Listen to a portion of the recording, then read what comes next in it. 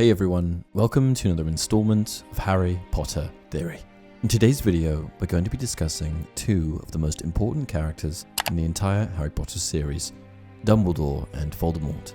By the time the books begin, Dumbledore and Voldemort already have quite an established relationship, both acting as the magical powerhouse for their respective side in the wizarding power struggle.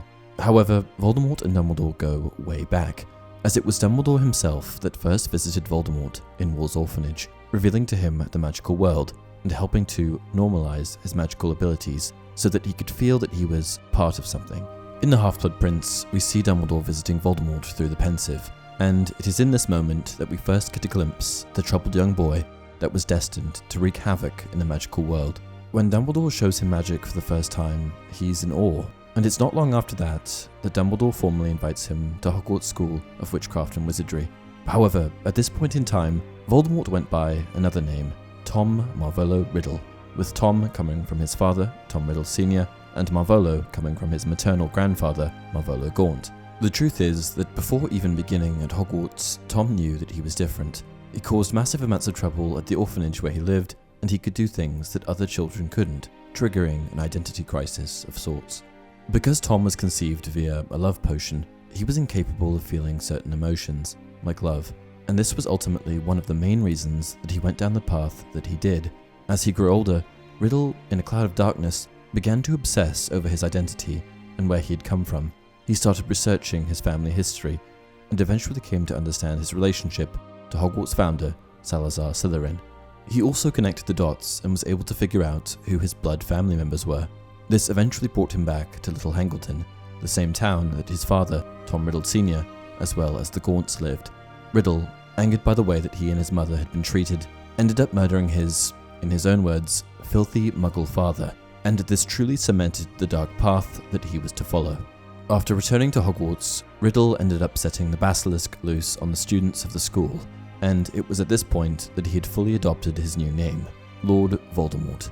Intent on putting that part of his existence behind him entirely, he created his new persona in order to escape his past and start anew. Tom hated his name and loathed when it was used. However, one man, the same man that found him as a troubled young boy in a quiet orphanage, never stopped using it. The name Voldemort is of particular significance to his character, as, broken apart to Voldemort, it literally translates to theft of death or flight of death in French. Many believe that this choice of name is in reference to Voldemort's evasion of death via the use of Horcruxes. By splitting his soul into pieces, Voldemort effectively achieved immortality, subsequently stripping death of the capacity to take Voldemort's life force or soul. The very name Voldemort incited fear in the hearts of wizard kind, a well-earned reputation on Voldemort's part through incessant acts of tyranny and murderous tendencies. However, his name also seemingly had power beyond that, power that no other Dark Wizard had held over the general population. Wizardkind feared uttering the Dark Lord's name entirely, which resulted in workarounds like you-know-who and he who shall not be named. But why was it so powerful? Many have speculated that the practice of saying you-know-who and other workarounds in place of Voldemort began during the First Wizarding War, and it's all because of something called the Taboo Curse.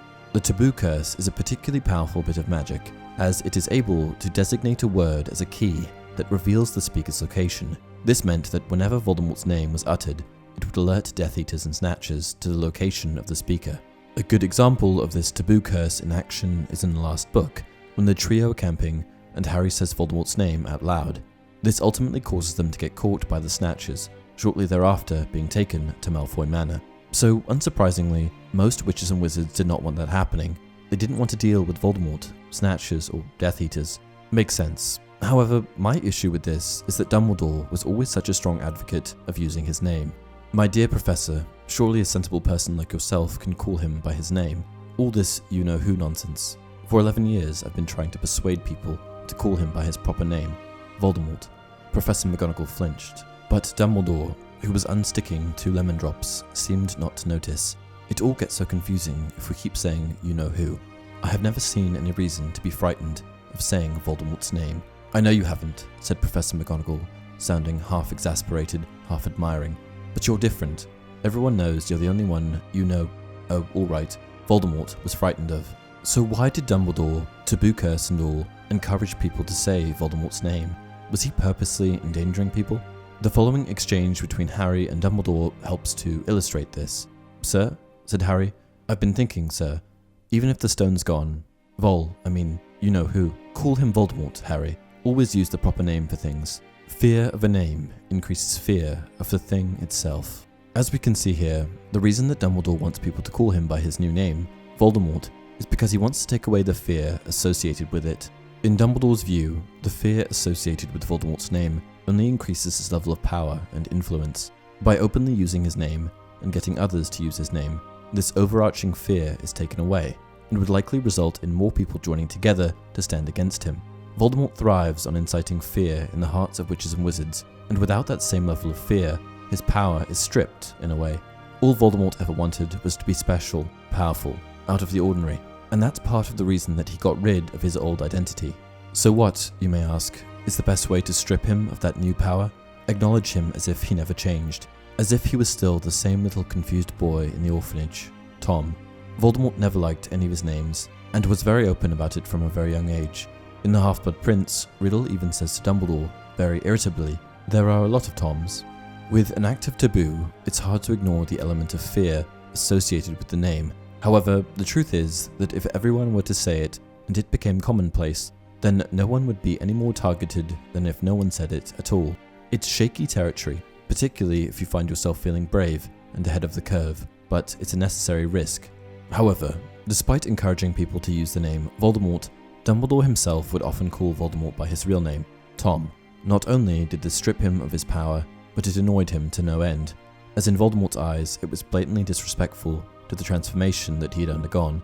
In my eyes, I think that it would have been more powerful if Dumbledore had in fact encouraged people to call him Tom or Tom Riddle instead of Voldemort, as this would have humanized him, the very thing that Voldemort always tried to escape.